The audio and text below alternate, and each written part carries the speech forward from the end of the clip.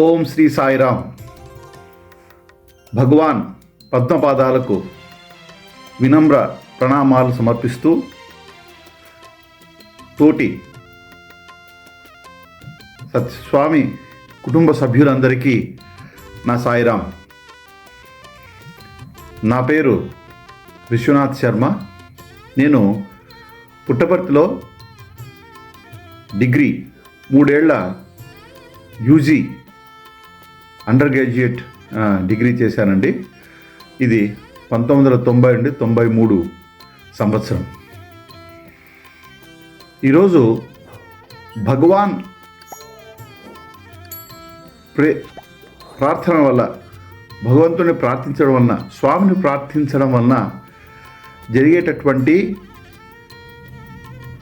లాభాలు లేదా సంకట విమోచనాల గురించి ఒక 2 విషయాలు చెప్పాలనుకుంటున్నాను. స్వామి ఎప్పుడు చెప్తున్నట్టుగా, మీరు నా వైపు ఒక్క అడుగు వేసినట్టయితే నేను మీ వైపు 100 అడుగుల దూరం వస్తాను అన్నట్టుగానే స్వామి మనను దీక్షతో ప్రార్థన చేసినట్టయితే ఎలాంటి సంకటాలైనా ఇమ్మీడియట్గా తొలగిస్తారని నిస్సందేహం అన్నమాట. నాకు ముఖ్యంగా డిగ్రీ నా చదువులు అయిన తర్వాత ఇంట్లో పరిస్థితి అంత బాగుండేది కాదు. నాన్నగారికి రిటైర్మెంట్ వచ్చిండేది, ఇంట్లో ఎవరు సంపాదిస్తూ ఉండేవాళ్ళు కాదు. దానివలన ఆర్థికంగా ఇబ్బందులు సహజంగా ఉండేటివి. పైగా నేను పోస్ట్ గ్రాడ్యుయేషన్ చేసి బయటికి రాగానే బయట ఉన్నటువంటి ఉద్యోగాల పరిస్థితి కూడా అంత బాగుండేది కాదు. కాబట్టి చాలా రోజుల వరకు ఉద్యోగం, అంత మంచి ఉద్యోగం రాకపోవడం వల్ల ఇది ఇబ్బందిగా ఉండేది.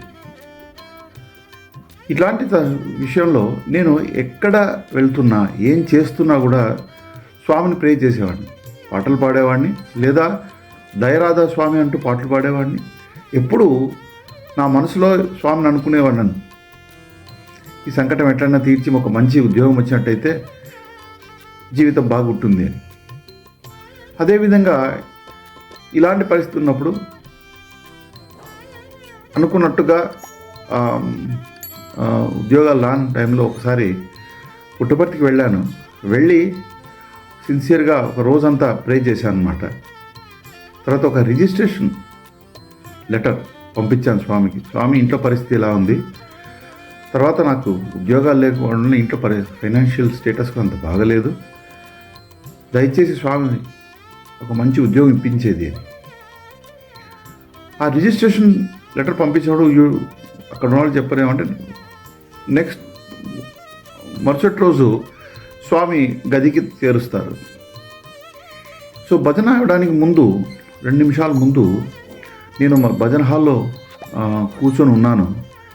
స్వామి నేను పంపించిన కవర్ చించి చూసినట్టుగా ఆ కవర్ తీసుకొని బయటకు వచ్చి, ఇంటి రూమ్ నుంచి బయటకు వచ్చి మందిరం లోపలికి వచ్చి నన్ను ఇలా తొంగి చూశారన్నమాట. చూసేసి వెళ్ళిపోయారు. సరే, అదే రోజు మధ్యాహ్నం నేను మళ్ళీ బెంగళూరుకు వెళ్ళిపోవడం జరిగింది. దిక్కుతోచని స్థితి, కొత్త ప్లేసు, చాలా మనశ్శాంతి లేకుండా ఉంది. అక్కడ కూర్చొని మళ్ళీ రూమ్లో గట్టిగా నేను స్వామిని అనుకుంటూ ఉన్నాను అన్నమాట. సడన్గా కాసేపు అయిన తర్వాత డోర్ శబ్దం వచ్చింది. తీయగానే మా కజిన్ వచ్చాడు.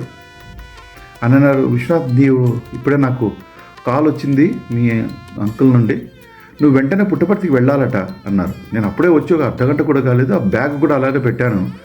చెప్పగానే ఆ బ్యాగ్ తీసేసుకొని మళ్ళీ ఇమ్మీడియట్గా పరిగెత్తిపోయి పుట్టపర్తికి వెళ్ళిపోయాను. వెళ్ళగానే మా చిన్నాన్న అన్నారు, ఇక్కడ తెలిసిన వాళ్ళు వచ్చారు, ఒకసారి మాట్లాడదాం, వాళ్ళతో ఉద్యోగం అవకాశం ఉంటుందేమో నీకు అన్నారు.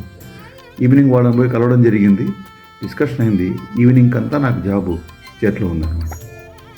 అంటే ప్రేయర్ వలన ఉన్నటువంటి ఉపయోగాలు చెప్తున్నాను. ఇదే విధంగానే ముఖ్యంగా నా సత్యం కంప్యూటర్ సర్వీసెస్ 2015లో 2015లో నా జాబ్ కంప్లీట్ చేసుకున్న తర్వాత ఉన్న పరిస్థితుల ప్రకారం నాకు వేరే ఉద్యోగం చూసుకోవాల్సి వచ్చింది. నేను స్వామిని మొక్కుని హనుమాన్ చాలీసా మొదలుపెట్టాను. నేను అనుకున్నాను కనీసం 41 సార్లు 41 డేస్ పొద్దున మరియు సాయంత్రం హనుమాన్ చాలీసా సాయి దేవుడే హనుమాన్గా భావించి చేయడం జరిగింది. ఈ విధంగా చేస్తూ ఉన్నాను. అయితే ఫలితం ఏం దక్కలేదు. కానీ నేను వదలలేదు. పట్టు వదలకుండా చేస్తూ ఉన్నప్పుడు 41వ రోజు సాయంత్రం నాకు కరెక్ట్గా హనుమాన్ చాలీసా అయిపోయి హారతి ఇవ్వగానే నాకు ఒక కాల్ వచ్చింది. వాళ్ళు అన్నారు, క్యాబ్ జెమినీలో నీకు ఇంటర్వ్యూ ఉందండి, మీరు రేపు అటెండ్ కాగలుగుతారా అని. నేను ఇమ్మీడియట్గా అటెండ్ అవుతానని చెప్పాను. పోయి అటెండ్ కాగానే క్యాబ్ జెమినీలో జాబ్ వచ్చిందనమాట.